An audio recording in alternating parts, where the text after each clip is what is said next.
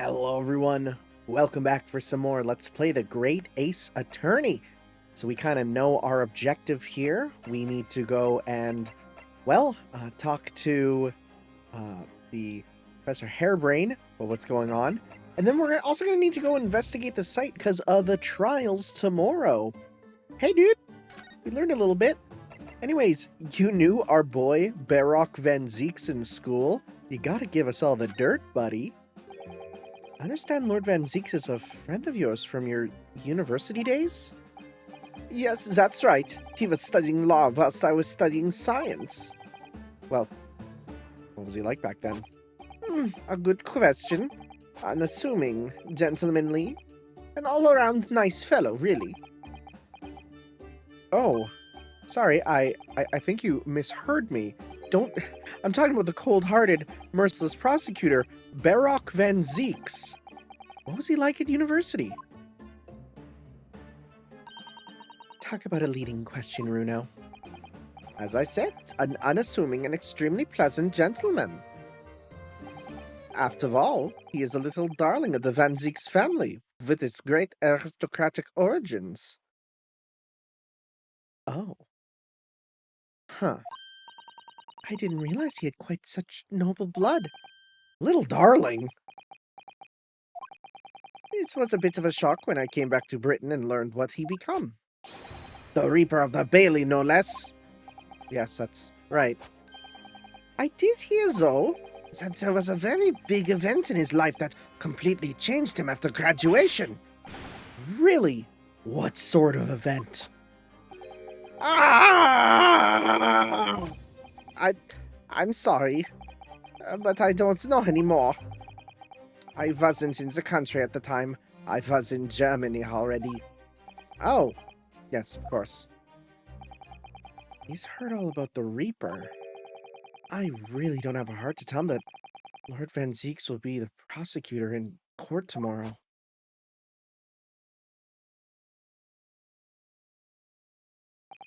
So, Professor, let me just make absolute sure I've understood you properly. The huge explosion that occurred yesterday, that was an accident, you're saying? You had no intent to harm the victim, who is in fact the sole investor in your work, is that correct? As correct as 2 squared is 4. I swear it. Yes, it's true that the man perished in a machine of my invention, so I know that I'm far from blameless in all this, but still, I would never use my discoveries, my inventions, to take a person's life. Not in a centillion years. I'm a man of science. It's all I know. You have to believe me, please. Do you believe me? Do you believe in my hypothesis? Science is the pursuit of truth, you know. I've always believed that all my life. God, he has just gone between German and French over and over. I apologize, it's staying. I'm afraid I don't know much about science, or your theories.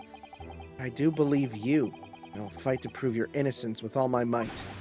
I'm a man of the law, it's all I know. You have to believe me, please.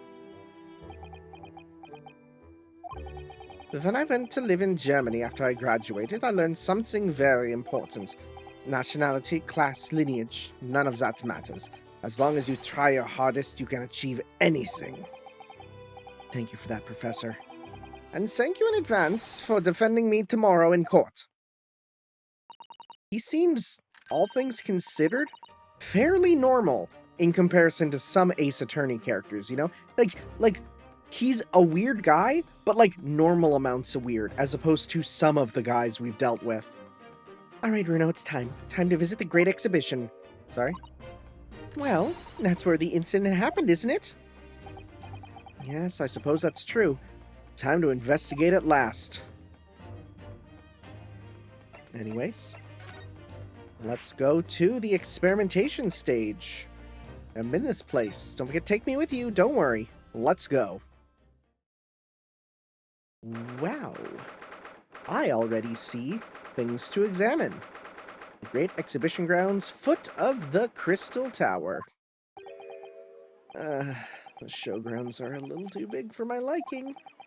We've been walking around in dense crowds for 2 hours now, and I felt myself swooning 3 times.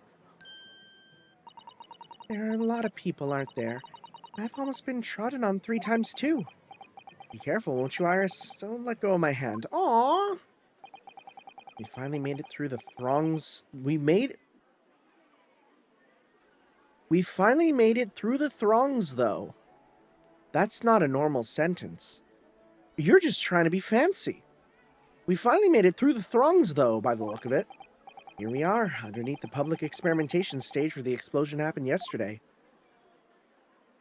Oh yeah, that doesn't look good. Some argument up there or something. What's that? I hear voices from up on the stage. It sounds like an argument. Okay. Oh! Right, I've had it with you this time. I'm warning you, I'll arrest you in a minute. Oh yeah? Go on then, Inspector, give it a shot. Ain't got no evidence and you know it. Wait, I know those voices. You've got a cheeky mouth on you, young lady, but a night in the cells will teach you some manners. Just try it, I dare you. If you want a bag of chips rammed down your throat.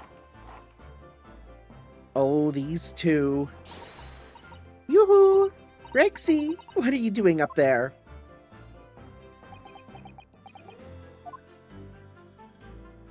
He runs down the stairs. Well, okay, but come on. It's you. Here, you're here. Here you are. Here, you're here. Your ladyship. How are you, your ladyship? I do hope you're doing well, your ladyship. Does that make her 3 times a lady? I'm not well at all. It's far too busy everywhere. I wanted to ride in a balloon, but there was a 3-hour queue.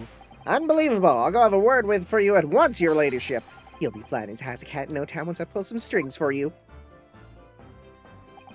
Tobias Gregson, an inspector at Scotland Yard. Until recently, he was suspended from duty, but it appears back in action now. He's actually quite well known, appearing as he does in the adventures of Herlock Sholmes. And for that reason, can't say a word wrong to the story's author, Iris. But there are limits, surely. Or there should be. Watch it, sunshine. Sorry. How come everyone reads my mind? What gives that? Don't tell me you're on this case. Yes, I'm acting for the defense. So we're here to investigate. Dear me, that's the situation, is it? Is it really that troubling? A measly 5 bob, is that all you got? Stop stealing from me! You're a lawyer, ain't you? You could stand to carry on a bit more comp in your pockets, Mr. Nara-Odo. What? Hey, that's my last bit of spending money, that is! You look different. You can have it back, but I have to charge you for all the bother. 3 bob. This is Gina Lestrade, a pickpocket, or diver, born and bred in the East End of London. In the case that led to my own suspension 6 months ago, this is the young girl I was defending in court. What's your problem, Odo? Diver, pickpocket, what's with all the name-calling? You won't bag of chips round down your throat and all, do ya? I thought you were proud to be a diver, Gina. You were just arguing with Inspector Gregson about it, weren't you? I assumed you'd been up to your usual tricks here at the showground. Oh, that ain't no way to talk to a lady, Odo. Half a year's a long time. People can change. I'm an apprentice now, learning to be a Scotland Yard detective. So you'll have to call me what everyone else does. Oh, wow! It's Inspector Lestrade now. 997. Inspector? That badge is homemade, surely. The inspector part isn't entirely accurate. No one calls her that. For what it's worth anyway. Investigating is off the cards for all of us. What's that supposed to mean? Right, well, I'll be back up top. You hold down the fort down here, all right? All right, This raises a lot of questions. Hey, check this out. Boom. This armband is proof, in Japan at least, that I'm a defense lawyer. And this badge is proof that I'm a detective. So you're all gonna have to start calling me Inspector Lestrade. In that case, you'll have to start calling me, well, anything but Otto. I could call you Defender now, Odo, if you like. Oh, but I don't really trip off the tongue. No, it doesn't have a great ring to it, does it? Maybe Avenger. Gina, would you take a look at... Oh, where did it go? Looking for this, Odo? When did she do that? I wonder if you got anything else to show me, eh? What do you reckon? Give that back first, please. She's like, then she's serious. Well, first off, examine. Let's take a look. Look at this. That's a tower. The Crystal Tower. It's certainly an apt name. It was built to be the focal point of the exhibition, and it definitely is, being so tall and all that glass. Can't imagine a building like this ever being erected in Japan. That's funny. Funny guy right here, right? Funny guy. There's the jokes about, Tokyo Sky Tree, there's the Tokyo Tower, yeah. There are lots of exhibits inside the tower as well, apparently. Of course, there's an observation deck, and oh my god, my microphone's falling off again. No, why is it doing this? Why is it doing this so often? Okay, let me just unscrew this. Oh my god, are you serious? Why is it, like, I look over, and I just see it, like, barely hanging on by a thread. So let me just put that there. Tighten this screw here, but maybe not too much. Just enough to hold it in place. No, that's not enough. Okay, it's gonna fall if I do that. Okay, let's do a bit more. Bit more tightness. There we go. Sure hope I don't need to get a new one. Anyways, there's of course there's an observation deck, but there's an art gallery, a zoo, and a museum. But I heard you have to queue for 3 hours just to get through the doors. Wow, lots of 3-hour stuff. What is this, Disney World? Well, at the moment, the shattered glass from the failed experiment may well be the biggest draw. And thanks to that accident, the whole tower is shut. Suddenly it's not the Crystal Tower anymore, but the Crystal Glass Shower. Apparently, everyone's taking to the skies now to look down on the disaster area from above instead. That's interesting. I wonder if we'll have to do that. But there's a 3-hour queue to go up in a balloon now. Londoners must be very patient people. They actually know how to go into a line, unlike people in North America, who don't understand that concept. Oh, look, what's this? A ripped piece of cloth. It's not like any fabric I've seen before. Very thick and stiff. Looks extremely durable. It's canvas, I think, with some sort of rubber backing. And the edges appear to be a bit charred as well. Maybe that means it had something to do with the explosion. Let's make a note of it while Ginny's mid-yawn. Okay. Torn piece of canvas-like material backed with rubber, scorch marks on the edges. Okay. What is this thing? Oh, it looks as though somebody dropped something behind the tree just here. Dropped or hid? That looks like a crossbow. What is this? Some part of the machine that exploded? Maybe it could have fallen from the platform above in the blast, perhaps. What's going on here? Oh, nothing! I think I'll hang on to this just in case. Mysterious contraptione. Oh, we just stole it. We just actually stole it. Great. And it looks like layers of thick canvas with a thick rubber lining of sorts. I've never seen anything like it before. But applying Mr. Sholmes' methods, you might deduce it as part of a raincoat worn by someone who really, really didn't want to get wet. And the charring must have occurred when the person was struck by lightning. Maybe not. Okay. He tried. He tried. Has a little handle. Is there anything to even click on with this? Oh. Oh, right there, little latch. There's some sort of lever here. That is clear. It's a crossbow. Yep. What is this? It looks like a cross between a bow and a gun. Some type of gun bow. I think it's probably used for the same thing, too. Crossbow, yep. Well, that's, not good. This groove here, it must be where the arrows are loaded, I suppose. So I was right, it's a sort of bow with an automatic firing mechanism. This would be perfect for someone like me who catches his ear with the bowstring 2 times out of 3. Ow! In fact, if I had one of these, maybe I could have beaten Kazuma in Kyoto archery training. Yeah, but like, are you really winning when you do that? Because it's like, you're not cool. So you wind this around in order to draw the bowstring back and create tension. You must be able to fire arrows with a huge amount of force using this device then. In fact, I would imagine it's far more accurate and powerful than a Japanese longbow. I really had no idea what I was picking up when I spotted this at the exhibition grounds. Yeah, you're kind of armed now, dude. That's insane. An up... wait, whoop, nope, didn't include that. I don't think it's the first time there's ever been a look-up function in an Ace Attorney. Right? I don't think I've ever seen that. That's why I was so surprised and not ready to press up. Yep, there we go, up.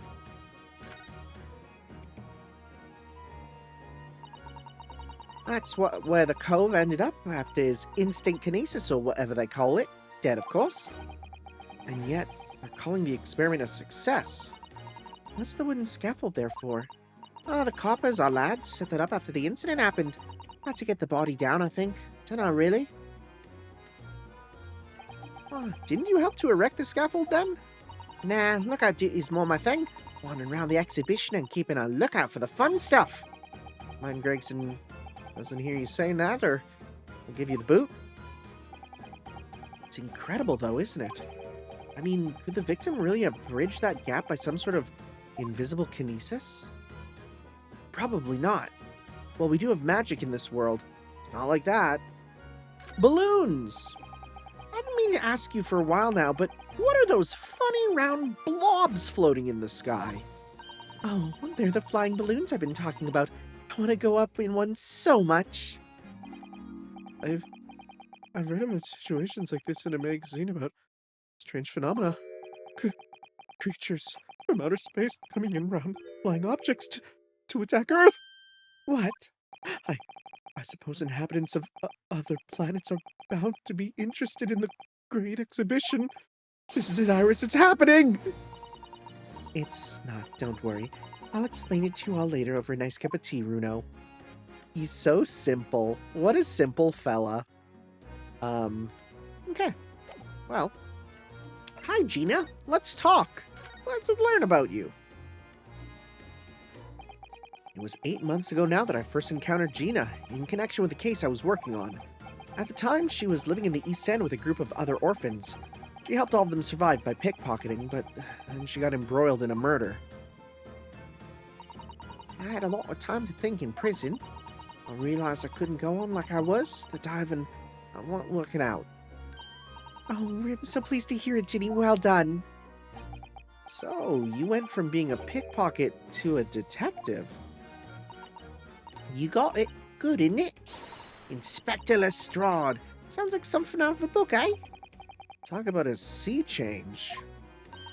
And then there's Iris's old man to think about. What? Iris's father, you mean? Yeah, I promised her, didn't I? I said I'd get all the police forces round the world to pull out all the stops looking for him. Just a small promise, then. Nothing serious. Oh, Ginny, you're so sweet. So anyway, that's how come I had to go. So anyway, that's how come I had to go at the test. Why is this killing me? That's how come I had a go at the test for Scotland Yard. Only trouble is I don't read so well, do I? Just a small problem, nothing serious. And that's when Hurley approached Gregson and asked for help. So the inspector said he'd take full responsibility for Ginny and made her a sort of apprentice. That was very magnanimous of Inspector Gregson. And brave. Well, you know Hurley. He enjoys finding ways to make people do what he wants. Great detective likes digging for dirt, in other words. So, the long and short of it is, if you've got questions about the case, you can ask Inspector Lestrade. Right then, Inspector. Actually, there's still a big mystery surrounding Gina, isn't there? Oh, what, Runo, what? Well, 6 months ago, Gina was the defendant in a trial prosecuted by the Reaper. A trial in which she was found not guilty, and yet here she is still. Oh, come on, you're not still on about that, are you? The Legend of the Reaper, whatever it's called. Cool. You don't have to worry, Odo. Well, if I don't half worry, then there probably wouldn't be a whole lot of you left. That's like I told you before, isn't it? The Reaper's kind of like him upstairs. So he knows what I'm like on the inside. But I ain't really done nothing wrong. Nothing wrong might be stretching a point. You stole my money as soon as I met you again. What about Mr. Natsume in Japan? He's perfectly fine, isn't he? Well, that's true. Perhaps the Reaper's more discerning than I thought. Exactly, so I ain't worried. I'm totally fine. Alright, tell me about yesterday's incident. Cool, it was out of this world, it was. The brainy bloke pulled a bunch of levers on his machine and suddenly started billowing smoke, and it just went pop. I ain't seen a better experiment here yet. Sorry? You mean you saw it, Ginny? With your own eyes? Yeah, of course. The boss is in charge here, ain't he? Of keeping everything running smooth, I mean. Boss being Inspector Gregson, I suppose? That's gonna take some getting used to. So all I have to say is I'm on duty, and I can do whatever I want to do. Get this, I was up in one of them flying balloons when it happened, watching it from above. No, you're so lucky, Ginny. Maybe I should join Scotland Yard too. Yeah, do it. You know how to put the boss in his place already, right, Iris? You'd have no trouble at all. Then it's settled. When do I start? No, you can't join Scotland Yard, Iris. You are 10. We'll see. Anyway, what I don't understand is this. If the machine exploded so spectacularly, how can Professor Bunnybrain be still claiming that his experiment was a success? Oh, right. Well, it was a success in a way. It was. How could it have been? Tell me about the success. Surely after the whole machine blew up, no one could call the experiment a success. Oh, it's like I said. It did sort of work. I mean, yeah, there was a lot of smoke and a whooping great bang. Oh, but where'd you think they found the victim's body, eh? In the crystal tower over there. What? In the tower? You can see for yourself, can't you? Up there on above the scaffold. Oh, where all the glass is broken, you mean? Yeah, the cage what the victim got in to start with really did get beamed through the air, whatever, and landed all the way over there. So, you see, it did kind of work, didn't it? What? I don't believe it. I mean, I don't get the ins and outs of it, but anything's possible, right? With science. Oh, I tell you what, you can have this. It's the plan of the experiment that drew up at the yard. Oh, are you sure? Yeah, go on. I've had 3 bob off you before, so fair's fair. Yeah, I didn't actually give that to you. Did I? Sketch of the experiment has been entered in the court record. Okay, let's take a look at that. Court record then. Let's take a look here. Okay. So we got up here on the stage, right? We go up. Here's the machine, and it goes... And then he slides down, and we're all safe. Right? Obviously. About the investigation. Something Inspector Gregson said before seemed a little strange. For what it's worth, anyway. Investigating's off the cards for all of us. Yes, naughty old Gregsy ran off after that without explaining himself. All right, that. The boss said no one's allowed to investigate that weird machine what blew up yesterday. Well, that's not fair. We're representing the defendant. In that case, could you at least tell us what you've learned from your investigations? Nah, you're not getting it. We ain't allowed to investigate neither. Why? What did the boss call them again? The forensic investigation team, I think? The FIT. Anyway, apart from them lot, no one's allowed to lay a finger on the scene. Bit funny, isn't it? Even Scotland Yard's own detectives can't investigate. Yeah, I've never heard of something like that before. I thought I could have a gander on the quiet, though, but the boss caught me at it. You probably heard him giving me an earful about it before from down here, didn't you? It's not blatant fair. You were giving him as much of an earful back as I remember it. Yeah, well, sometimes I think it's all them chips what make him so stubborn. You say something to him, Odo. Go on, see if you can get through to him. He's up on the platform above us, is he? Where the machine that exploded is. We can try, can't we, Bruno? Grexy will listen to us. She says, holding gun. Which is here. We haven't looked at the people yet. Just be careful. Okay. Iris, Sholmes, 53. Apparently this is meant to be odious man. Not, oh, die as a man, which I thought would be a thing. Man who perished in the explosion. He was Professor Hairbrain's financial backer in the Boston criminal organization. 33, and you're also 33. Okay. Friend of Lord Van Zeeks. Masked Man. Gina. And Tobias, 45. Okay. Anyways. What can you tell me about this? Gina, would you? Oh, she's gonna not do it. Okay. What about the crossbow? Gina, would you? Oh, she stole the crossbow. Now she is armed too. And finally, the experimentation sketch. Anything with... Nope, nope. Okay, you gave it to us. Why are you stealing it back?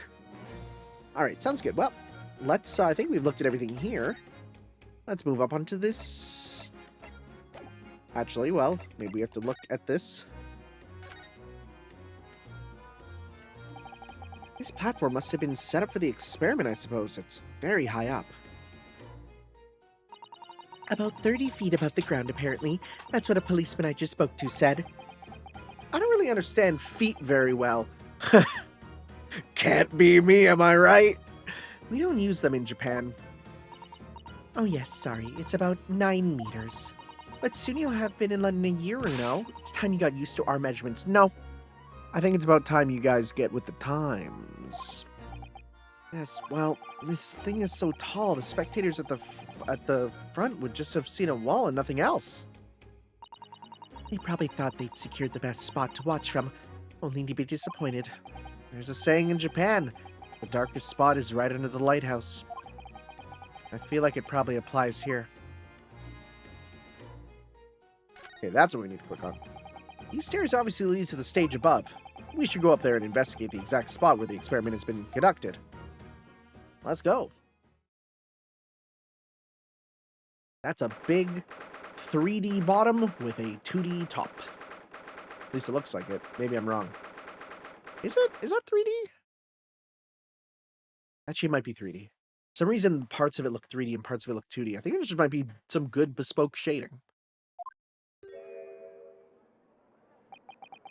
So that's it, is it? The machine that blew up. Oh, it must have been a magnificent explosion. And I've seen my fair share. You've seen things like this before, you mean? Of course. Hurley's always doing experiments that end in a bang. In fact, in his own words, explosions are the very essence of chemistry. That might explain the smell of burning that frequently comes wafting up the stairs. One time he made something that exploded with such force it took the roof off the building. I wish you'd been there to see it, Runo. It's hard to get too excited about that, given that I now live in the roof. Well, anyway, that's enough about that. It's time to investigate. Oh, look, Inspector Greggson's over there. He seems to be deep in thought about something, whilst eyeing up the machine carefully. Really? He just looks confused to me. Well, here's our time to look around while he's looking away. That's nothing? Okay, I don't know. The fact that it's labeled clearly in English with it facing us, that's why I'm like, I gotta look. Ripped itself apart magnificently, didn't it? Magnificently and mercilessly. Someone stands in the middle of the machine to be disassembled, then beamed through the air. Yes, beamed. Not blasted. That's the point.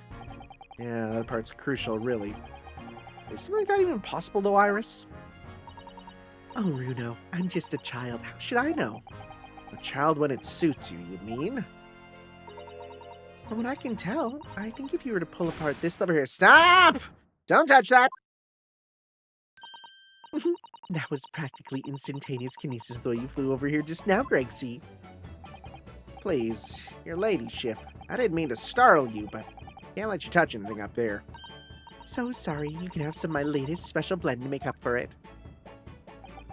Glug, glug, glug, glug, glug, glug, glug. Wonderful. This stuff really is wonderful. Just like the old times, this is. Oh, was that actually the thing I needed to do to get him to talk to us? Oh, I guess so. Didn't even mean for that. We're representing Professor Harebrained in court tomorrow, Inspector. So we should be allowed to examine the scene. Listen, Sunshine, even I'm not allowed to touch anything up here. Is that blasted Special Dispensation for Scientific Equipment Act to blame? The SDSE. Driving me potty. Oh yes, that Special Dispensation. Professor mentioned that too. More red tape's all we need. I don't know what the government thinks it's playing at sometimes. But we're allowed to just look, aren't we? Surely that's all right, isn't it, Craigsy?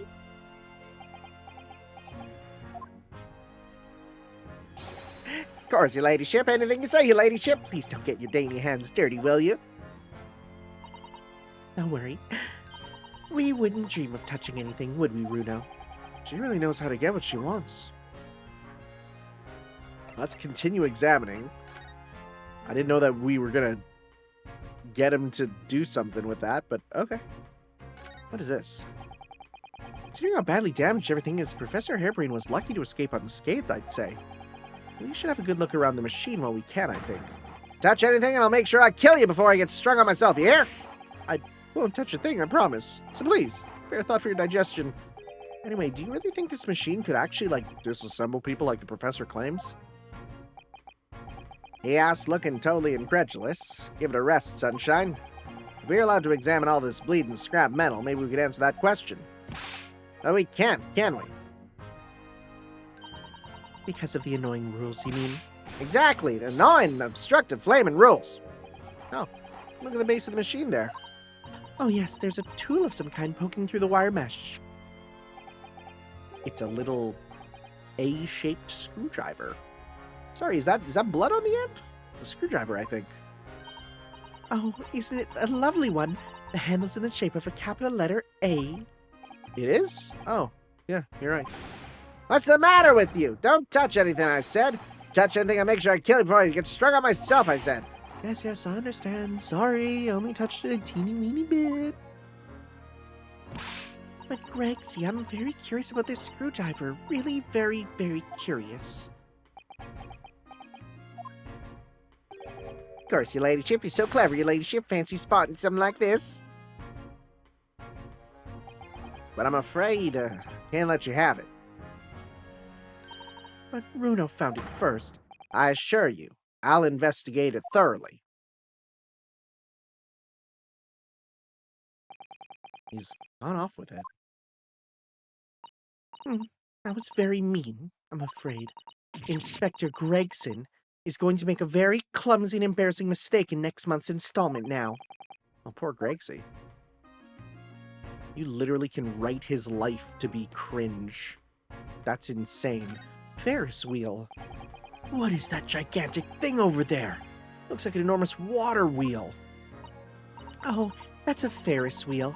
There'll be people riding inside the little cabins you can see. Why? Well, they rotate nice and slowly, so it's a wonderful way to see the surrounding scenery. Wait, it's turning, but looks completely still.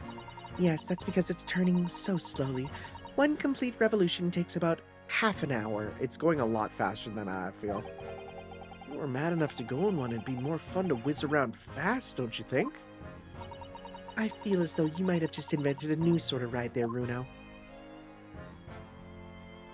Okay. What about this one? There are all sorts of strange buildings here in the Great Exhibition Grounds, aren't there? I seem to remember something similar being exhibited in Japan one time. Oh, in your country, Runo? I do wish I could go and see it. I present a particularly steely samurai. I get it, that's a funny joke. With a present, of one of Hurley's stories I'd written especially. And see if I couldn't get Hurley into a jam against some Bartitsu? I thought it was Baritsu, not Bartitsu. Anyways, Bartitsu Master Ninjas, that's the combat art that, Sherlock Holmes knows. And I know that from Fate. You might not find as many of those sorts of people around as you think.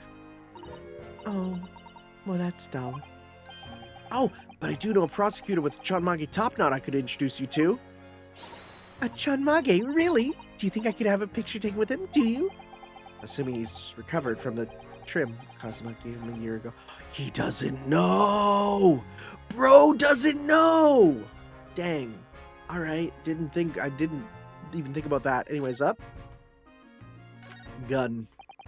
That amazing horn-shaped device is pointing towards the crystal tower. I suppose once people are disassembled by the machine, they're shot out of that thing wherever they're going? I don't think it was supposed to shoot anything, Runo.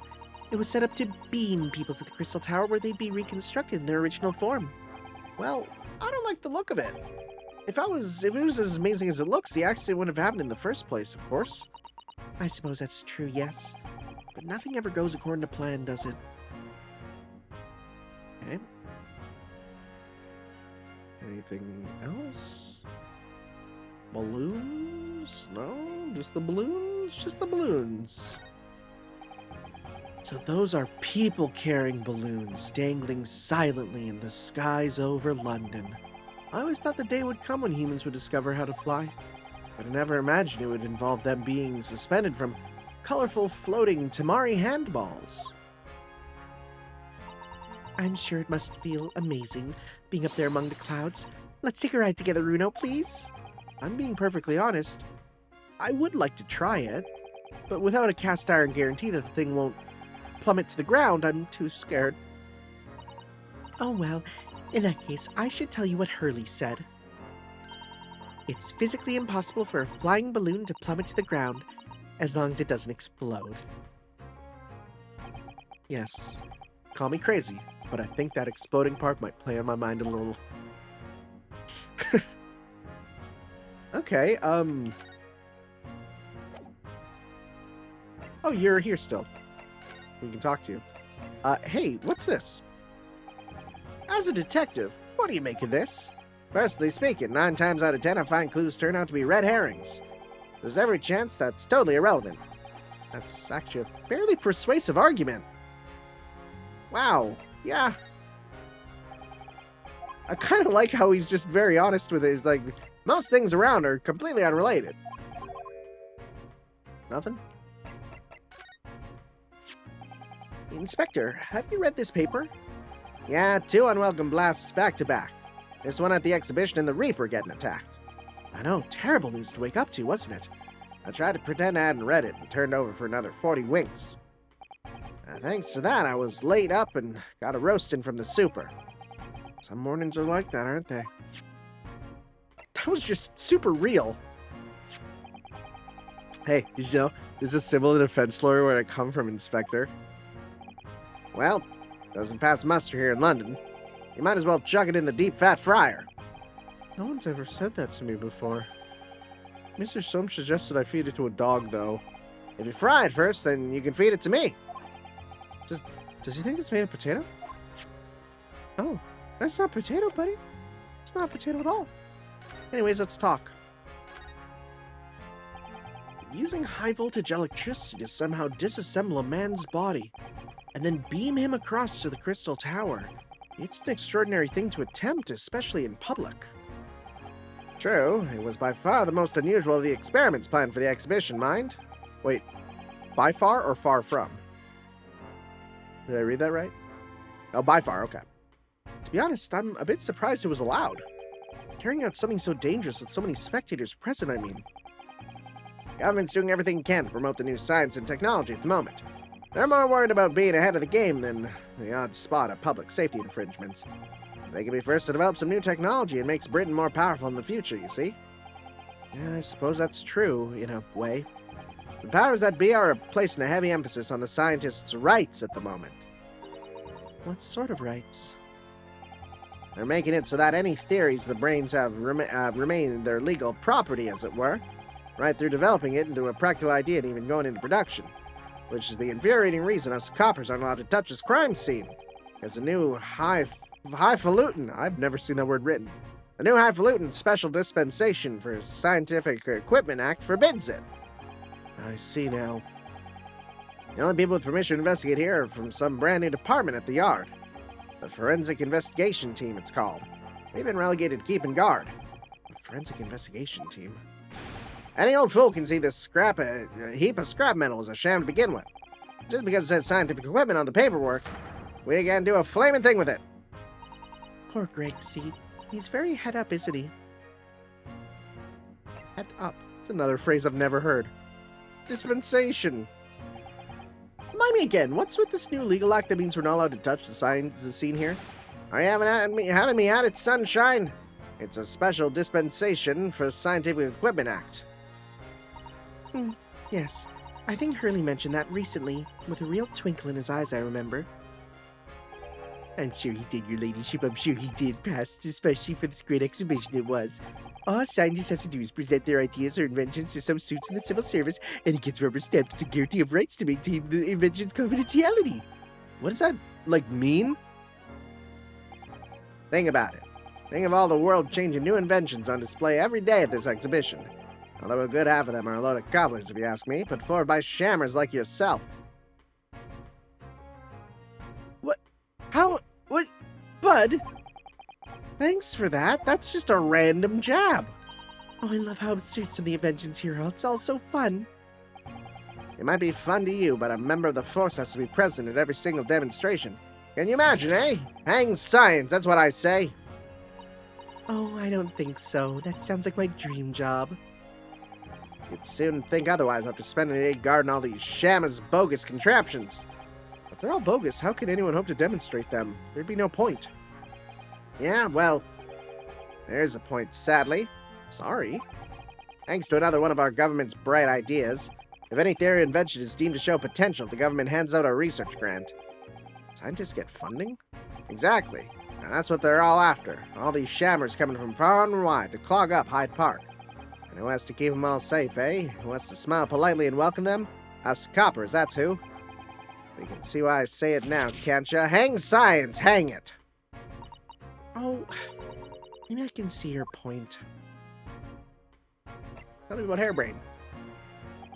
Apparently Professor Harebrain lives and works in Germany now conducting his research. That's right. Came back to Britain, especially for the Great Exhibition, as I understand it. Probably after one of the government's research grants. Actually, we learned something else about the professor earlier today. About his time in further education. Turns out he was at a university with someone we both know.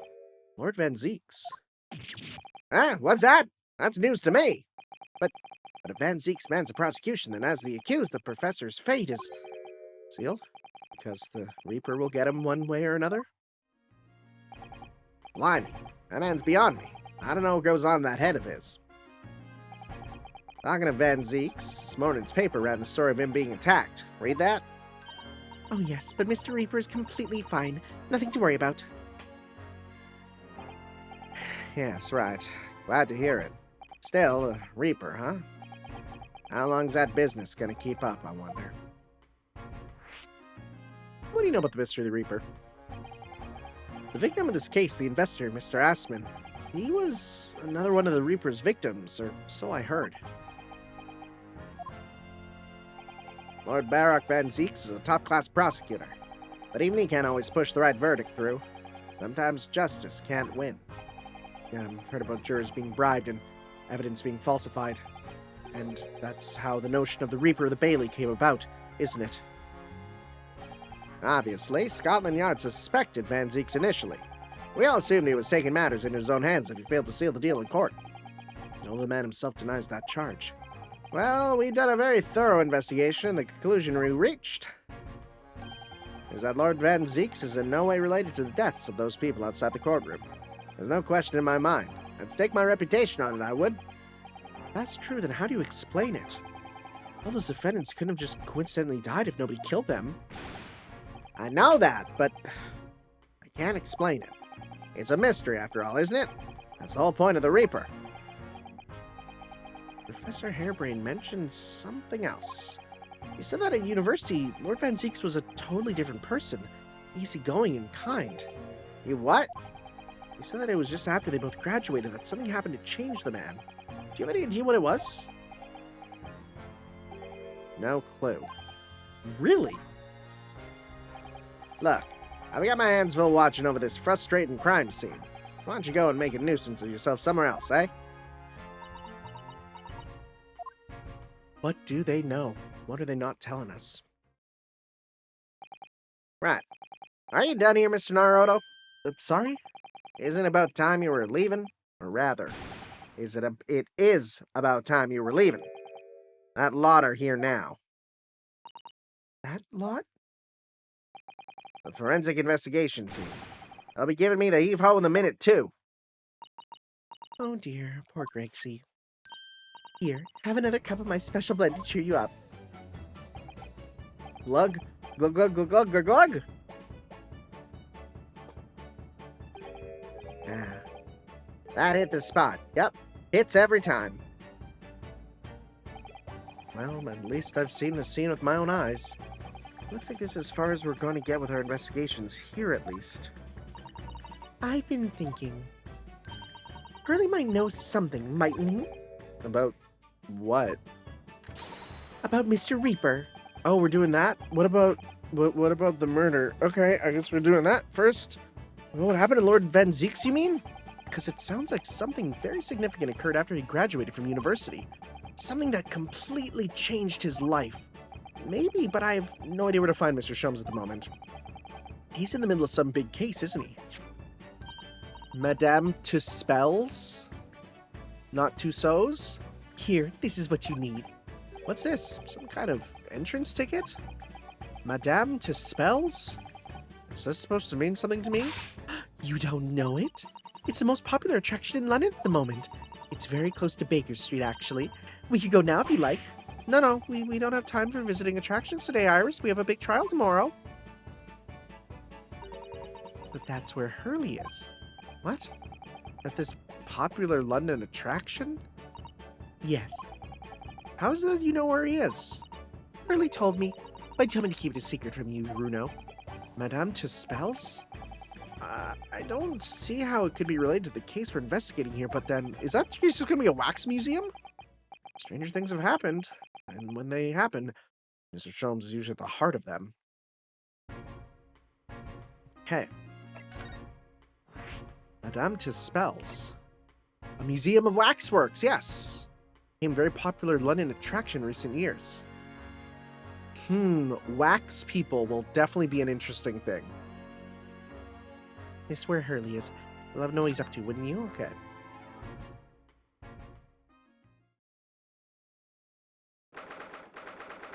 On the 2nd of October, Madame Tusspells Museum of Waxworks.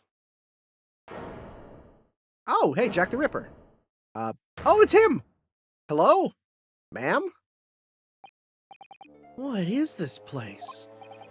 Look at all these terrifying scenes. Why are all the people so still? Guillotines. Wait, is that Elizabeth Bathory? Oh.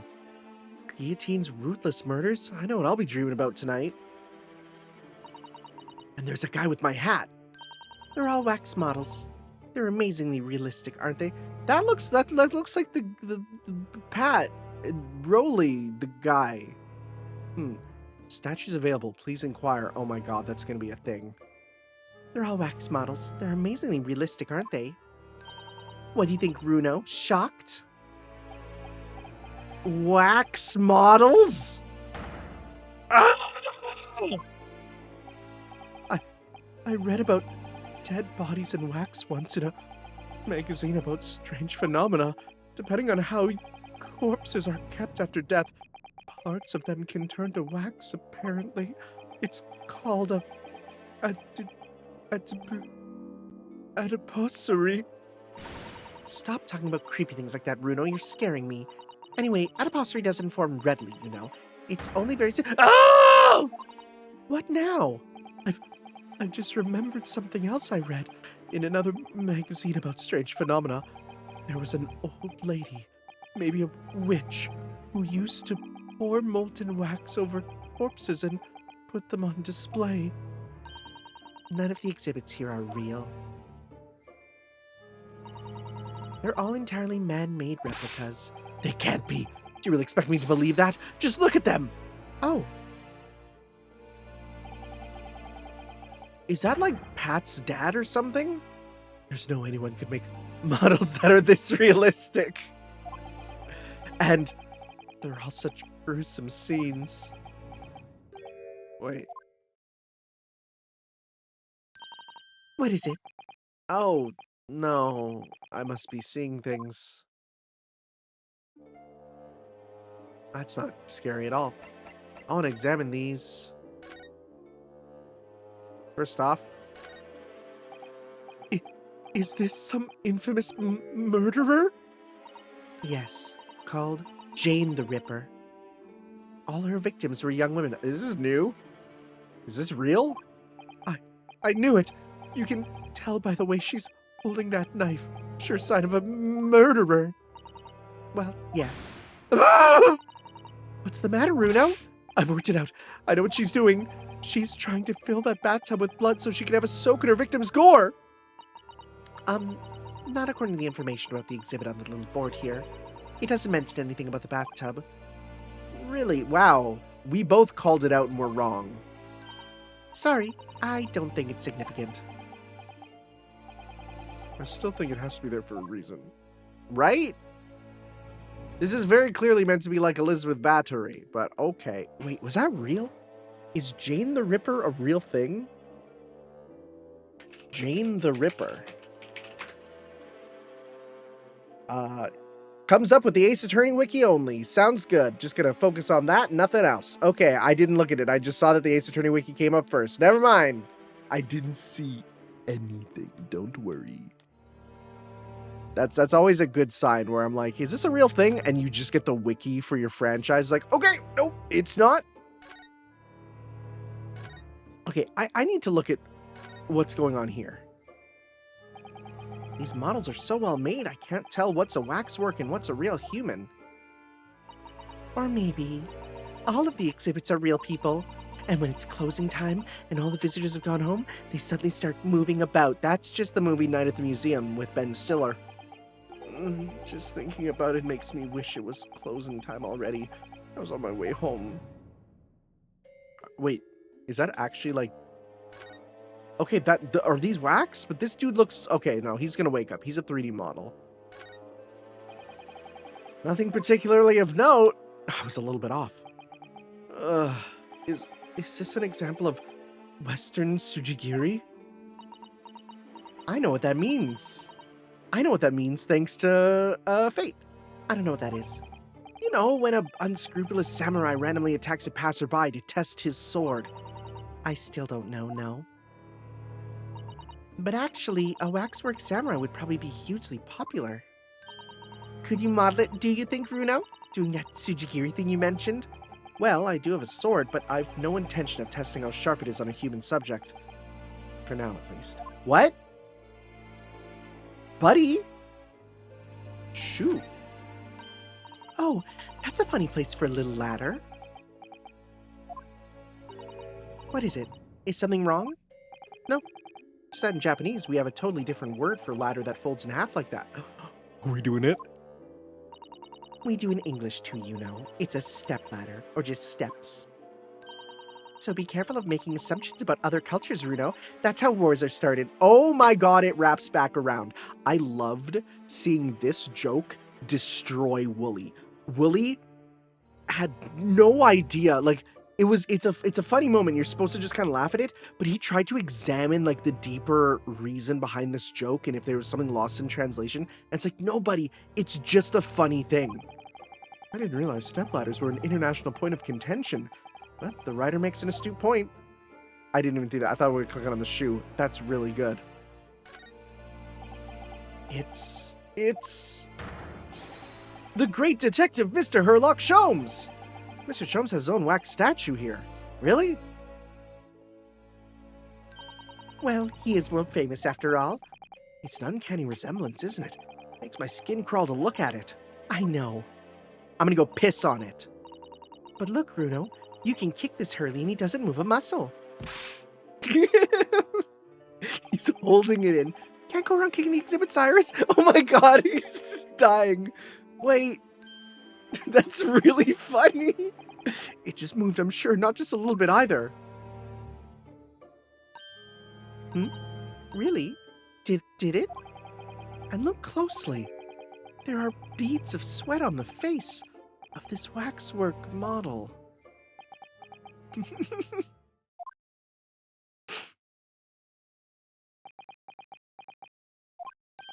Shall we move on, Iris?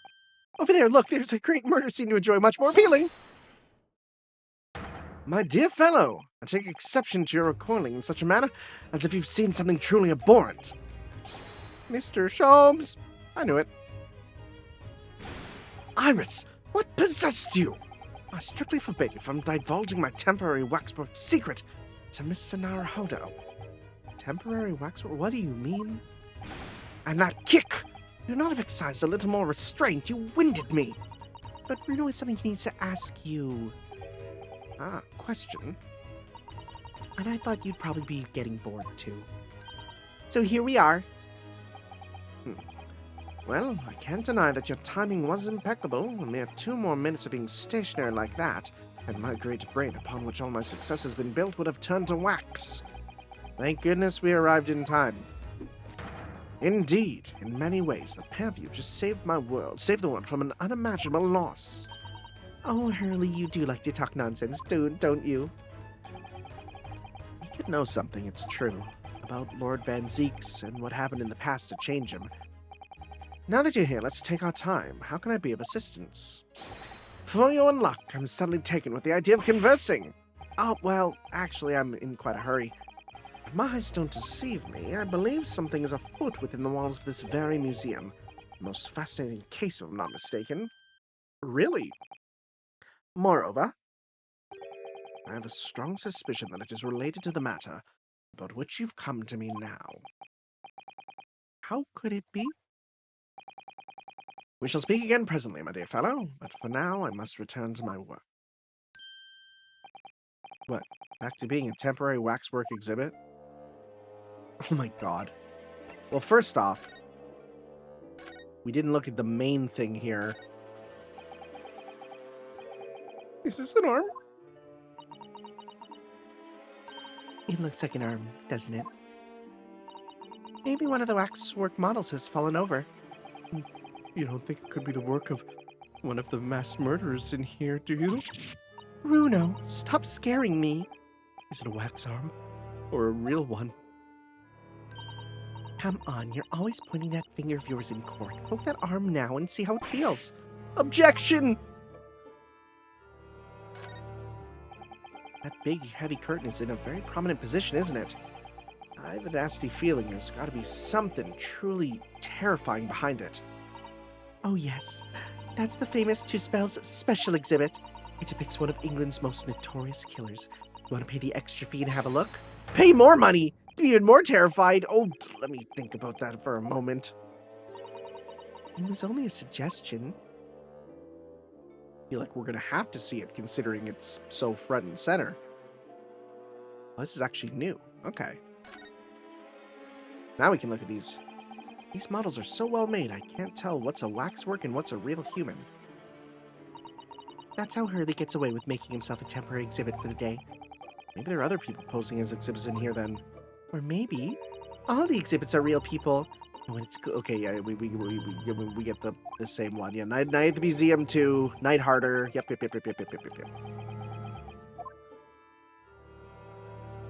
This guy's absolutely real though, and it's bothering me that we can't actually look at him. Okay. Nothing else here. Okay. Hey, did you know I'm a lawyer? Mr. Sholmes, about this. As you will see, I'm rather busy at the moment. The advice you seek, come to my office tomorrow, and I shall be happy to help you. Shall we say 3d per item as a consultation fee? That's 2 hours of gas, that is. Ding! What do you know about this? Nope. Okay. Probably nothing about any of these, honestly. Okay, let's just talk then. Hey, dude. Tell me about Madame Tusspells. What is this place? Madame Tusspells came to London from France 3 years ago, I understand. She opened us a little waxwork museum last year. It's enjoyed great popularity in London. There are museums like this in Japan too, but these displays are something else. I mean, they aren't made from actual real people, are they? The extreme realism of these waxwork models is a particular secret of the Tusspells family, they say, and renowned during the French Revolution for waxworks of victims of the guillotine. You mean like Marie Antoinette? And even maybe one of Charles Henry Sanson, perhaps? That sounds grim. The gruesome scenes were portrayed with such realism in the expressions of the faces of the condemned. Apparently, the sculptors would make the models directly from the corpses, right there at the site of the executions. That really turns my stomach. That's just one of several legends about the Tusspells family. Whether there's any truth to it, I couldn't say. But anyway, this museum houses models of famous people from all over the globe. Nevertheless, the most popular area of the museum, by quite some margin, is this House of Horrors. House of Horrors? Of course, visitor numbers are dwindling now as a result of the Great Exhibition, but people usually flock here to see the exhibits of some of London's most vile criminals at their most gruesome work. Naturally, most of the miscreants portrayed here were sent to the gallows. They're even stiffer now than the models of them. Ha ha ha ha ha! You ever heard of poor taste?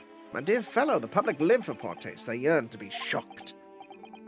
The hideous exhibits in here are... They're all portrayals of real events that actually took place. Is it just me, or did the temperature in here just seem to drop? Anyway, I advise you not to think too deeply about what you see here. Oh, he's back to being a waxwork, is he? Why are you doing this?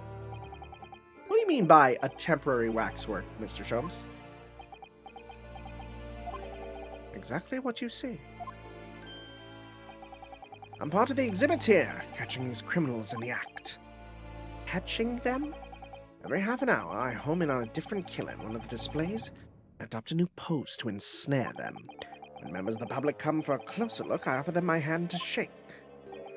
For a shilling, I'll happily allow them to take a photograph with us. Us? Does it mean him and the waxwork murderers in here? But why, Mr. Sholmes? My dear fellow, isn't it obvious? For the money, I was gonna say. Just for the money. He really roared at me there. Very fitting for the House of Horrors. As it stands, I may struggle to pay this month's rent, and I have the ravenous iris to consider. Oh, Hurley, I'm so hungry. If push comes to shove, I shall have to ask you to do your bit, Mr. Naruhodo. What's he threatening to rope me into now? So, with that in mind, how about a photograph? As a special treat, you may have your pick of the murderers and scoundrels in here. The choice is yours. Maybe some other time. Remember, Mr. Naruhodo, ignore me at your own peril. Back to being a waxwork again? Is it just me, or did his final remark there sound a lot like a curse? Anyways, we still need to talk to you. Well, what is it you'd like to ask me, then? Actually, it's about Lord Van Zeeks. Ah, a friend, Mr. Reaper. How did you find him? Well, I trust. And this happened, and we did this, and so I filled Mr. Sholmes in about everything I've learned. About Lord Van Zeeks, about Professor Harebrain, and about the strange coincidence that they had been at the university together. Me too, actually. I was also there. You didn't know? It's true. So I'm wondering what it is that happened to make Lord Van Zeek such a different person. I was sure you'd know, Hurley. You said there was something going on in this exhibit hall before. That something was afoot, and that you believed it was related to what I wanted to ask you about. Mr. Sholmes? He suddenly clammed up. Well, it seems we've reached the unavoidable. Greetings. Who's this? Manuela! Oh! Hello! Where did she appear from? And what's she wearing? Could she look any more mysterious? Ma'am! Hello! I hope you are appreciating my museum. Sorry, have we... Mr. Sholmes, do you know this? Not again! My apologies. I am Esmeralda Tusspells. This is my museum of waxwork. You're the Madame Tusspells? Bien sûr. Oh, français. So only 26 years young, I might add? Is that significant somehow? I'm a madame in name only. It adds a certain je ne sais quoi. Right. You're very attractive. Firstly, I must apologize for my waxworks, or rather, one waxwork in particular. I'll be Mr. Sholmes then. I was led to believe he was a great detective, but he seems unable to settle. Ma'am! Next time you move from your designated exhibit, there will be toil and trouble. She sounds deadly serious. That's a problem. How am I supposed to ask Mr. Sholmes about Lord Van Zeeks now? Can't we just wait for him at home tonight? Let's not forget what Hurley said before. About something being afoot right here in the museum, I mean. Yeah, I know, but... I'm so curious. I want to know what's happening here. Haven't we got enough on our plate already? This is a third mystery. Anyways, you're very attractive. Ma'am. Checking if there's anything else new. Well, she's out now. Doesn't seem like it, unless he's now new. He's not even blinking now. He really is the perfect model of waxwork. I know it doesn't always seem like it, but Hurley's quite a perfectionist, in fact. He practices at night sometimes instead of sleeping. Not blinking, I mean. I'm just imagining him standing in the corner of the room not blinking. Well, practice makes perfect, I suppose. I've just realized, though, seeing him standing over there now, he looks like he's that murderer's accomplice, doesn't he? Or henchman, even. That's news to someone by the look of it. Okay. Ma'am! Hey, check this out. Madame, there's something I'd like to show you. Yes, what is it? I remarked to myself immediately, and I've been curious ever since. Ah, well, it's actually the mark of a defense lawyer in the Empire of Japan. Oh, quel dommage. Not quite as interesting as I'd hoped. What exactly were you expecting from an armband? Okay. Do you know what this is? Could I show you this? Oh, how fascinating. Is this made of wax? No, sorry, it's a piece of evidence. Why would you want to show me this? She can only wax lyrical about wax, is that it? Okay. Well, maybe the newspaper. No. Alright. She's green there! Proprietress, latest line of artisans privy to the secret Tusspells technique of capturing perfect likeness. Yeah, I guess, you know what, she's green. I thought it was the lighting a bit, but let's talk. Hi. Did you make all these waxworks, Madame Tusspells? I did. I am the third generation of waxwork artisans, you know. Gosh. It was my grandmother who began the tradition in my family. Her fortunes were checkered, living through the turbulent times of the French Revolution as she did. So that is when she acquired the savoir-faire that leads to the astonishing lifelikeness. Oh, these waxworks really do look as though they're alive. In fact, they look more alive than Hurley. What you see exhibited here represents the most atrocious of London's criminal past. All the waxworks were created in the presence of the real people on which they are modeled, in the hours immediately following the executions. That is a secret to the extraordinary lifelikeness. That sounds terrifying. All walks of life have similar challenges, I'm sure. To carry out one's trade par excellence, one must go to extraordinary lengths. My exhibits are a reflection of society. I create only that which the public wishes to see. Why couldn't the public have wished for something less horrifying? Do not fear. Sorry? As this room is the only one in the museum with such a macabre theme, I do hope you'll explore. There are models of famous singers, actors, politicians. It's something for every taste, I hope. It was Iris who dragged me straight in here, come to think of it. Sorry, perhaps I should have eased you into things.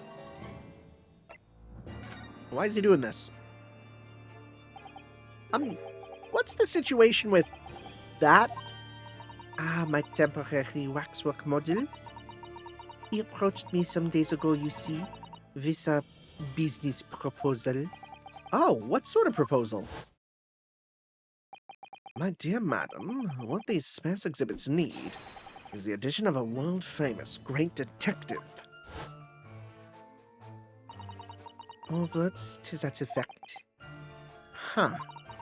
Naturally, I'm well aware that Mr. Sholmes is widely known in London as a talented detective.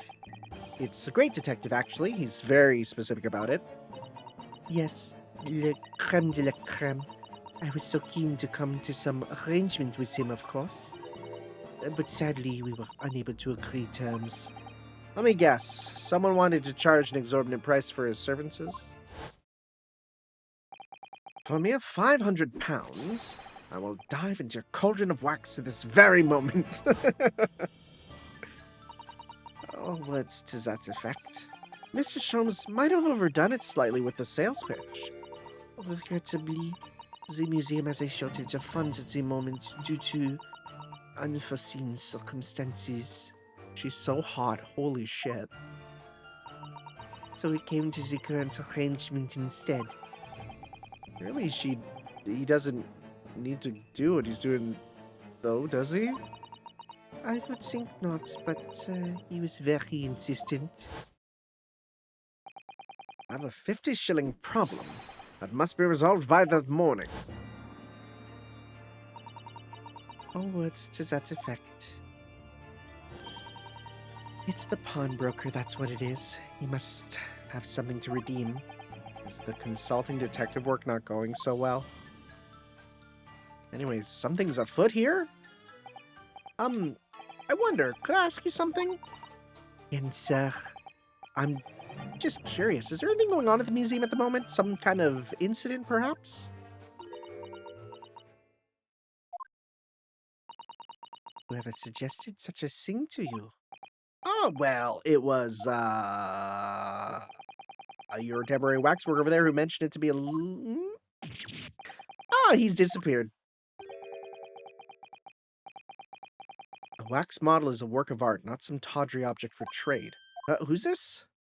Oh, hey, it's you. There you are. Leaving the exhibit again when you should be working? Oh, do you wish to be melted down? My dear Madam Tusspells, save your reprimands. There are more pressing concerns. The wax can wait. It's our ideals about your current problem we must throw into the melting pot instead.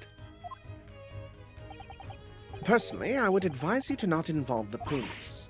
Why ever not? She's turned as white as a sheet. Because you have at your disposal a great detective whose services you may employ for a mere 50 shillings. Though please be aware that I prefer... No, I insist upon payment in advance.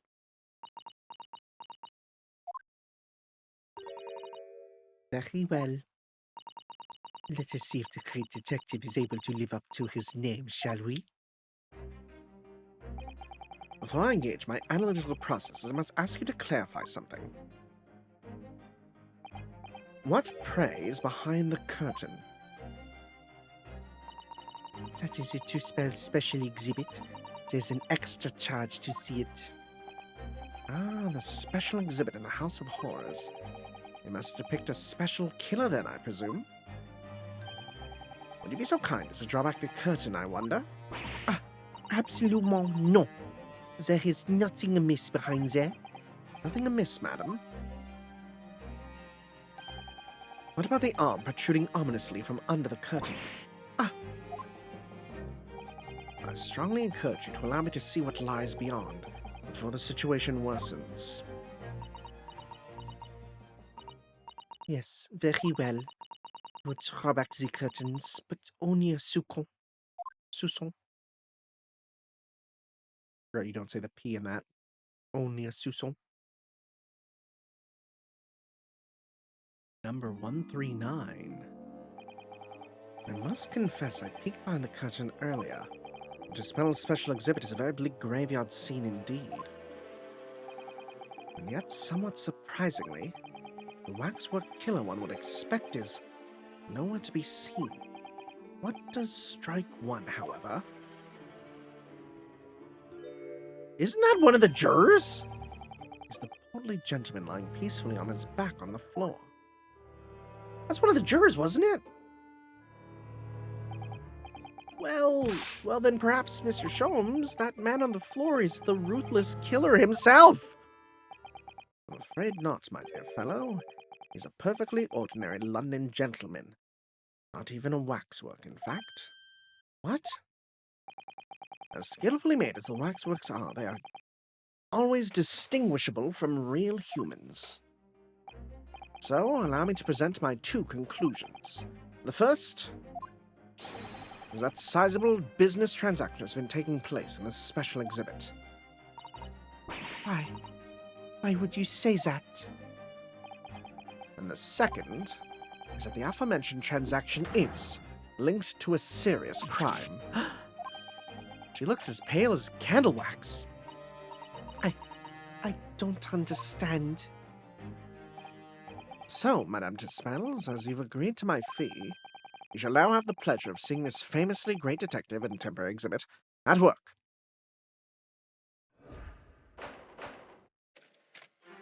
Alright, let's see here. Waxworks bait. I like that word. To begin with, we must ask ourselves what exactly is afoot here in this museum. The answer is revealed by the bundle of banknotes protruding so helpfully from her. Oh, she has cash for days and I didn't even notice! In my estimation, some £200. That is all my own money. So what does a large sum of money reveal? Not as much as the involuntary glance you cast, it would seem, Madame Tusspells. Yes, the answer lies where your eyeballs now fall. The significance of these £200 is revealed by that public notice. Waxwork for sale. Your business is at hard times, it seems. In short, you sold the infamous killer, the centerpiece of your special exhibit, for the sum of £200. No! Now, let us explore the next curiosity with which we are presented. Who is the portly gentleman stretched out so peacefully on the floor? It would appear the man has suffered a severe shock, the cause of which is clearly known to you. Unfortunately, madam, keeping secrets does not appear to be your forte. What dealt the man the shocking blow was, of course, the £200. Or maybe the knives on her left part? You see those? It would appear that you twist this gentleman around your little finger most effectively. What are you suggesting? He rashly agreed to purchase the waxwork for the sum of £200. Only when he came to hand the money over did it occur to him what an extortionate amount he was paying. The money was no longer in his hands. And the result? The scene we see before as he collapsed in shock. Yes, the killer in the special exhibit fetched a killer price. We can only pray that the gentleman's dreams are not plagued with regret. So he's not dead. Okay. Conclusion. Sold for cash. Waxwork location. The question that arises then is, what has become of the waxwork that changed hands? Let us consider the problem for a moment. You cannot possibly... What immediately strikes me about this conundrum is the young man standing over there, The one with the very nice hat.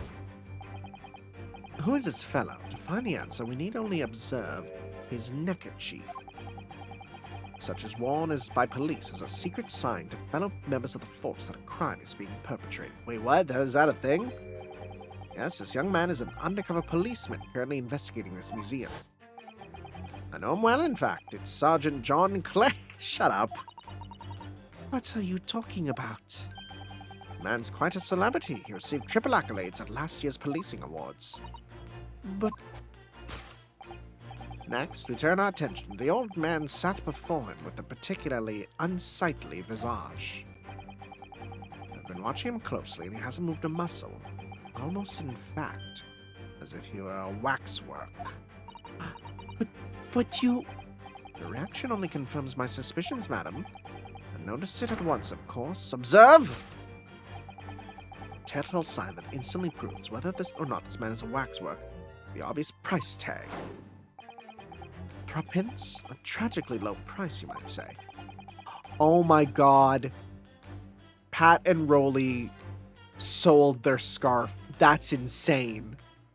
But perhaps the going rate for aging waxwork riddled with cracks. And yet you sold it to the portly gentleman for an exorbitant £200. The sort of plucky behavior that should attract the attention of Scotland Yard.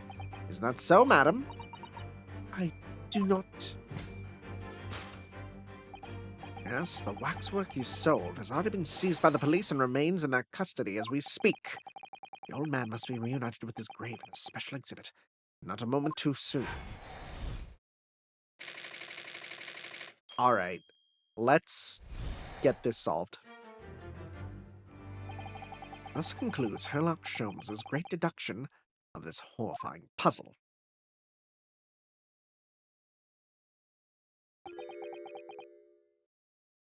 I just want to be like, no. She's got the vat. I see I've stunned you all into silence. You have, Hurley, you have. And you've obviously upset this young lady in the process. Her cauldron looks awfully hot. If I could just bring up one point, Mr. Sholmes. Ah, the notorious Naruhodo 1 point. Amalia's my dear fellow?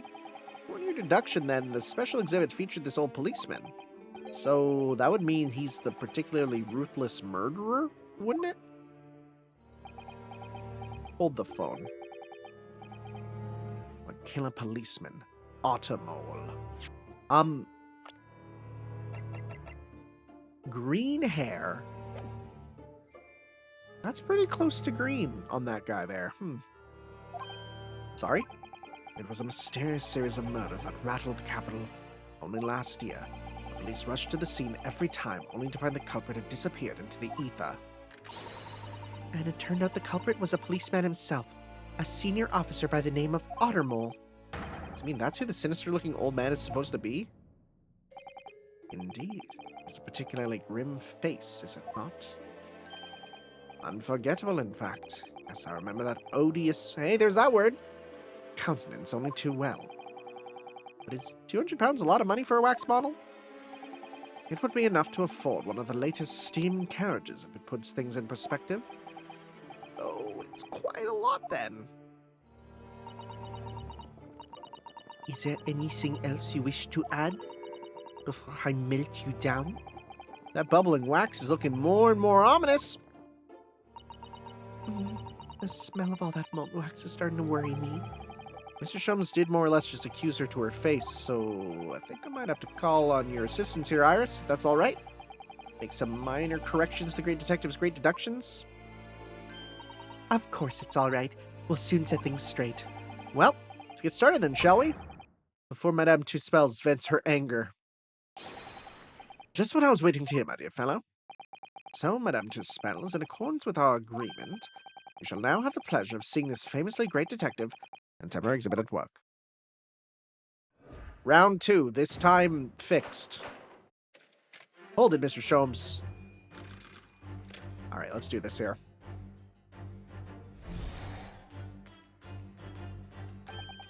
To begin with, we must ask ourselves what exactly is afoot here in this museum. The answer is revealed by the bundle of banknotes protruding so helpfully from your bag. In my estimation, some 200 pounds. That is all my own money. What does a lot of money reveal?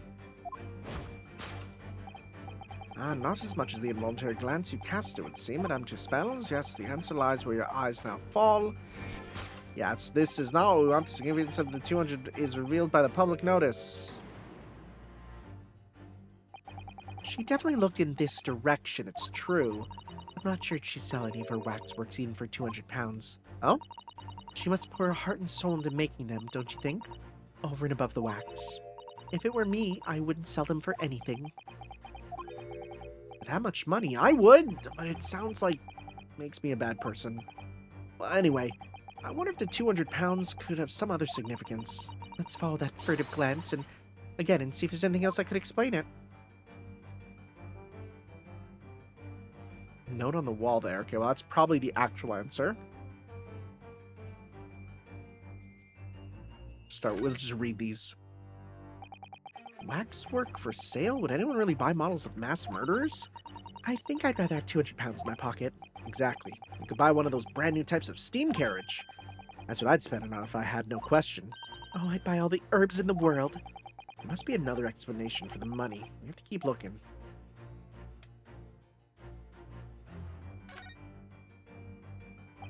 It seems this well-dressed gentleman is alive after all. Just not alive and kicking. And he's not a waxworker model of a mass murderer. I'm not sure I'd pay 200 pounds for him. I don't think the man's up for sale. Well, anyway, it was a silly place to put him. Other museum visitors could easily trip. I don't think the man was put there on purpose either. What's this here? Note on the wall. What's that note doing pinned on the wall there? Oh yeah, let's see. Dear Madame Tusspells, we've taken the prisoner from this room. The price for his safe return is 200 pounds. Have the money ready by noon on 23rd of October. What? This is just like the sort of thing is find when someone is kidnapped. Yes, it's a ransom note. Exactly. Well, that's the answer there.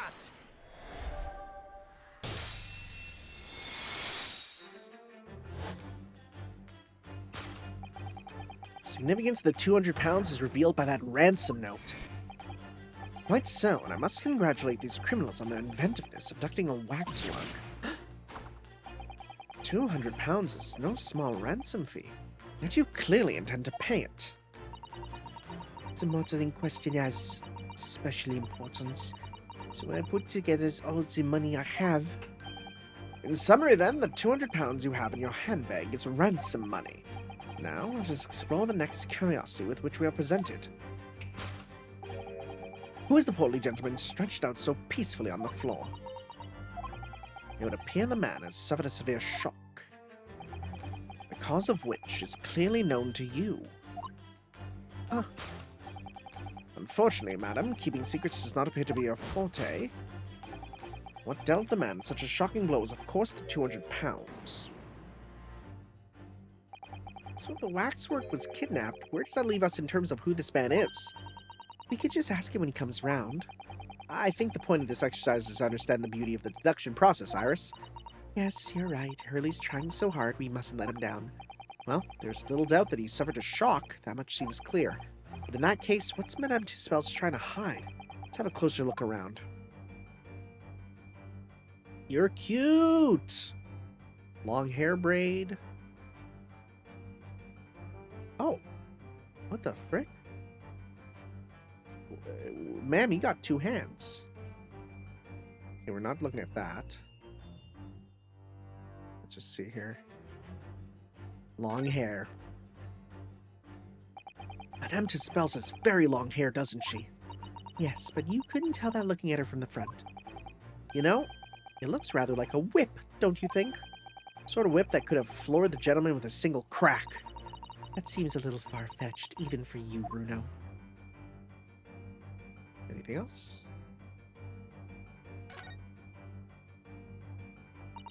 So she was prepared to pay all the money to get her waxwork back again? Really must have been a very special model. Nice fucking model. Well, the mass murderer, just how special can a model of a ruthless killer be? Well, anyway, we can be fairly sure that the man lying on the floor didn't take it. Suppose we should leave him in peace. Okay, well. This is just Madame Tusspells' right hand, isn't it? Yeah, it must be. I can clearly see her left hand after all. Oh, but wait a minute. This is a left hand as well, look. Don't say such creepy things, Iris, please. And it seems to be very stiff, too. In fact, it's really hard. You mean it's made of wax? How you got that waxwork hand, then? Take that!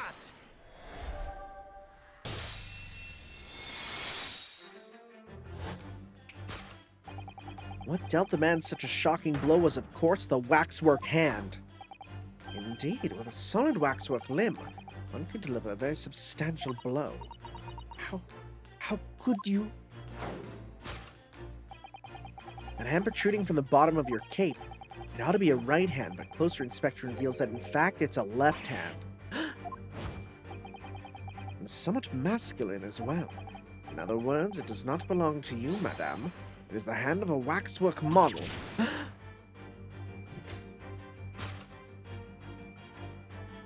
That is a whole arm, yep. Some of the visitors to my museum can be troublesome. They meddle with the exhibits and cause damage. So you mean that arm? Yes, this gentleman saw fit to try to remove it as a souvenir. No small keepsake. Like taking a whole branch of a cherry tree when you go to view the blossoms. I'm afraid I had to teach the man a lesson. You confronted the man and tried to take the arm back. And the result? The scene we see before us. It was knocked unconscious. A point we may need to revisit later, but for the time being we have a conclusion. Yes, the killer in the special exhibit has been kidnapped. That's one. We got one.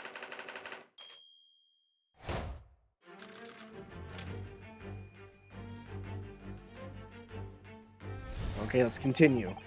The question that arises then is, what has become of the waxwork that changed hands? Let's consider the problem for a moment. You cannot possibly... What immediately strikes me about this conundrum is the young man standing over there. Is he going to have one arm? I bet you he's only going to have one arm. Let's see. Who is this fellow? To find the answer, we need only observe his neckerchief. It's going to have one arm. He's going to have one arm. According to Mr. Sholmes, the yellow neckerchief is a sign to other policemen that some crime is underway. A way of communicating with his colleagues without revealing his identity, yes? It's a secret that's closely guarded by Scotland Yard, and yet we all apparently know it. That Mr. Sholmes didn't hesitate to give away. Well, uncovering secrets is any true detective's nature, of course. Right. Anyway, judging from Madame Tusspells' reaction to Mr. Sholmes' deduction, I think perhaps we might not have identified the man quite correctly. Yep, there we go. Anyways, yeah, flat cap! I've seen hats like this in Japan as well. They're called flat caps, aren't they? God bless. Yes, or hunting caps. I've never called it that. Hurley's hat is called deer stalker, by the way. Hunting, stalking. British certainly seem keen on catching game. Every time I see a deer stalker, I automatically think of Mr. Sholmes. But a flat cap makes me think of a Japanese country gentleman somehow. Gonna be real, that's a new one, bucko! That's a new one to me! In other words, people from all walks of life wear all types of different types of hats, so that doesn't really help us. Neckerchief. A secret scarf sign to warn other agents of ongoing crime. I know, it sounds so thrilling, doesn't it? Maybe I'll try to work it into next month's installment. And then the police's secret will be revealed to all of London's 6 million inhabitants.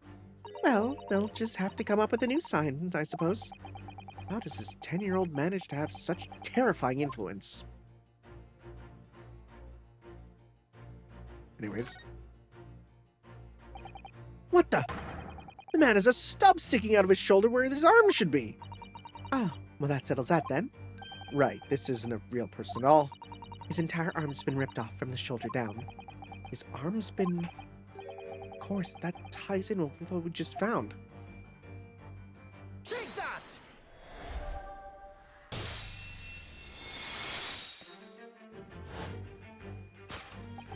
Who is this fellow? To find the answer, we need only observe his shoulder stub. No such boneless human walks this earth. Of that I can assure you. In other words, the man standing here, young Sergeant John Clay, is in fact defying all odds, a waxwork model. I seem to remember it was you who concluded he was a real person in the first place, Mr. Sholmes. He has become quite a celebrity in London, being the winner of no less than 3 policing awards last year. I simply had to make a model of the man. Naturally. What other explanation could there be? And it was this detective's arm that was pulled off by the man on the floor in the special exhibit, wasn't it? Next we turn our attention to the old man sat before him with a particularly unsightly visage. I've been watching him closely and hasn't moved a muscle, almost in fact as if he were a waxwork. But you... The reaction only confirms my suspicions, madam. I noticed it, of course. Observe. Yeah, he's got the yellow scarf as well, of course. Waxwork is the obvious price tag. Yeah, no. A killer policeman called Ottermole, was it? Was he well known? It was all over the papers last year. I can't say I know what he looks like. It's a very low price, though. Reference isn't much money. Only enough for a few measly hours of gas in Mr. Gairdeb's delightful lodgings, in fact. Is everything you know in accordance to... I mean, I guess that's how life works. You only know things in accordance of things that you already know, you know? So is this the special killer taken... So this is the special killer taken from the special exhibit, is it? Waxwork that somebody stole from the museum and tried to ransom for 200 pounds? Is the crusty old killer policeman Ottermole, really? Perhaps we should have a good look around again and see if another idea crops up. Well, let's start with the price tag. 3 pence? It's a far cry from 200 pounds, isn't it? For 3 pence, you could buy it and put it on display in your room, Bruno. I think I'd rather not go to sleep being watched by an old man if it's all the same to you. Price tag does stand out, doesn't it? I mean, you couldn't even buy the helmet on his head for that much money, I don't think. I wonder what the price tag's really for, then. Oh, well. Scarf on the arm, though. I don't believe it! It's a secret sign that lets other detectives know some criminal activity is underway. Yes, it's a slightly strange choice of outfit if he was trying to go unnoticed. He must be a detective disguised as a policeman. Or a detective disguised as a waxwork model of a policeman. He doesn't look like he's clever enough to think of something like that, though. Perhaps you should try to be a little more polite about him, Iris. Anyways... Look at this! The old man's tapping his foot like crazy! Seems to be fast asleep, though. He's not tapping his foot consciously, then? So you mean... He must be a twitch. Never mind that. The point is, waxworks don't tap their feet. Or twitch. And look at his arm, too. We've seen a scarf like that somewhere else around here, haven't we? Yeah, so... Take that! Yeah. Right there, the twitch. The telltale sign that instantly proves whether or not this old man is a waxwork is the obvious twitch. And the most realistic of waxworks do not exhibit a twitch. In other words, this splendid old man is in fact a genuine member of Scotland Yard. Slight shift in your choice of adjectives, then. And there you have it. Well, Madame Tusspells? Well, what? It was me who contacted the police and demanded that someone come in the first place. He's clearly fatigued. He is sound asleep. But then, what's this tag showing a price of 3 pence? No doubt the price of the muffler, which the old Bobby purchased at a local market. I presume you've observed the scarf tied around his arm. Does that not strike you, Miss Narhodo? Yeah, the secret sign used by detectives to show that some criminal activity is currently underway. Of course, because, as you know, there has been just such criminal activity happening here, as you deduced from the very beginning, Detective. So it would seem we are finally arriving at the truth.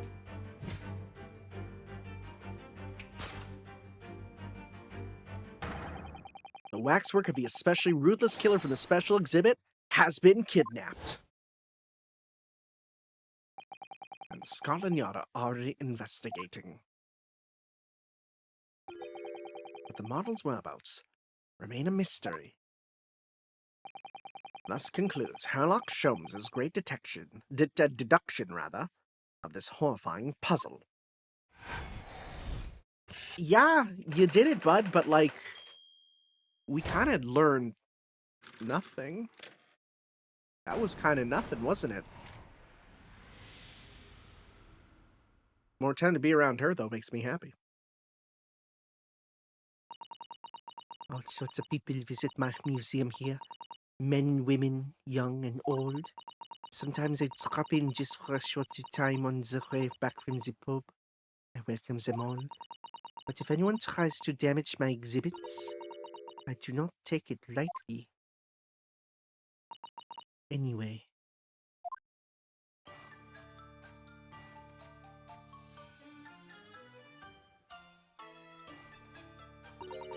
Your great deduction was even more enchanting than I had been led to believe. It was a pleasure, my dear madam. I'm gratified that you enjoyed this spectacle. And as for your rough customer, I've no doubt he'll regain consciousness shortly and return home. What concerns me more is a waxwork from the special display, if it was indeed genuinely abducted. Yes, tragically it was. Then I would ask you to recount us the events surrounding the stolen waxwork, in as much detail as possible, if you please. Very well. But after I've told you what I know, I must insist that you return to your work. The talents of a great detective could be put to better use, I feel, but as you wish. Yeah, tell us about what's going on here. Tell us more about the stolen waxwork, please. It's gonna be used as part of the... Like, it's gonna be part... I bet you it's going to be that they were supposed to use the waxwork as the man up on stage, and then it would have had the real one appear on the other way, but it exploded and the real one died, and yeah, something's gonna go wrong with it, I bet. It was some days ago now, when I came in here one morning. I immediately noticed that her waxwork was missing from the special exhibit here. It is your most prominent display, so that's why the curtains were closed. And I found the ransom note in its place. The copper must have broken in during night and taken it, then? So this waxwork that was stolen, it was a model of some horrible criminal, I suppose? Of a particularly horrible criminal, in fact. A killer who left a more profound scar on society than any other, I would say. The Professor Moriarty! Not a name I've heard of. What do you have to say about that? So, Miss Naruto, seems the circle is complete. Sorry? Professor Case happened at around the time I was born, didn't it? Oh. 10 years ago, wow. Indeed it did, Iris. 10 years ago, a series of murders that rocked the capital. 10 years ago? Yes, at exactly the time that Barak Van Zieks graduated from university, in fact. Oh my god, what are we doing? What? Surely he's not saying. So the big event that changed Mr. Reaper's life. Oh my god, I felt like there was no way they wouldn't bring Moriarty into this, but this is a crazy way to do it. As you've surmised, it was the Professor Case. Who was this professor, then? Oh boy. It was a series of gruesome murders that had all of London gripped in terror a decade ago. After 5 victims were killed, the man was arrested and put to death. Now he's immortalized here in wax for all Londoners to admire and enjoy. Though, of course, he happens to be absent at present on account of the abduction. I don't understand. How is all this related to Lord Van Zeeks? You must first understand, my dear fellow, why it is that the professor earned such infamy. It was due to the victims he chose, some of Whitehall's finest. What do you mean, Hurley? Those murdered by the professor were some of the highest members of the British aristocracy, members of the nobility, even royalty, send shockwaves to the country's administration. Members of the... Wait, of course, what Professor Harebrained said. Lord Van Zeeks came from a family with noble blood. Oh gosh. It was the 5th victim that led to the professor's arrest. The last of the killer's prey was a young noble by the name of... Clint Van Zeeks. No! I don't believe it! Van Zeeks? I'm sure you can piece together the rest for yourself. In the wake of his older brother's murder, the young Baroque pursued a career as a prosecutor, and eventually became the Reaper we know today. I had no idea Lord Van Zeeks had such a tragic past. Well, I'm afraid that's all I can say on the matter, for the time being at least. After all, I have work to do. As a waxwork exhibit. What a way to write him out of the chapter, huh? I'm afraid I shall have to excuse myself as well. Oh, yeah, of course. It's been a pleasure, thank you. Anyways, you single? Sorry. There's no such thing as a heterosexual relationship in the Ace Attorney world. Well, none of the predicted scenarios I've been analyzing involved you coming to visit me here. Wait, what? Who's this then? Oh. It's been too, oh no, I was doing the French accent. That's gonna kill it. It's been too long. It's, das German. It's been too long. It really has. I'm delighted to see you, Baroque. No, it's French. No! It's been 10 years. And here we are, meeting in a prison of all places. I can't forgive myself for what happened to Asman. I just can't. I still can't believe it could happen. Tomorrow, the court will decide. Yes, I have a young Eastern man acting for my defense. He seems reliable enough, though. It was an accident, a terrible accident. He assures me he can prove it. I must warn you. Oh, I know. I've heard already. You're going to be prosecuting, aren't you? Yes. Since I returned to England, I've heard lots of stories. No, I don't need to do that sort of thing. Frick, it's so tough to jump between these. Das Boot, das Germany. Baroque, are you really? I don't know. Frickin', I don't care anymore. Yeah, we'll just go with it. What? Never mind. I know that you have my best interests at heart. My friend is on trial. I wouldn't entrust it to anybody else. Of course, I fully understand. Thank you, Baroque. Till tomorrow, then. I'll see you in court. What are we doing? Because this seems friendly, and yet they're fighting. Unless he's going to try and lead us to victory, perhaps, or something. Again, major conflict of interest, but that doesn't exist in this world, I guess. Anyways, guys, thank you all for watching. We'll see you next time for court next time as we head on to the one here. This is a really interesting trial so far. I'm kind of liking what we're doing so far. But yeah, I'll see you next time for the trial of the Return of the Great Departed Soul. We'll see you then again. Then, guys. Ciao. Yo.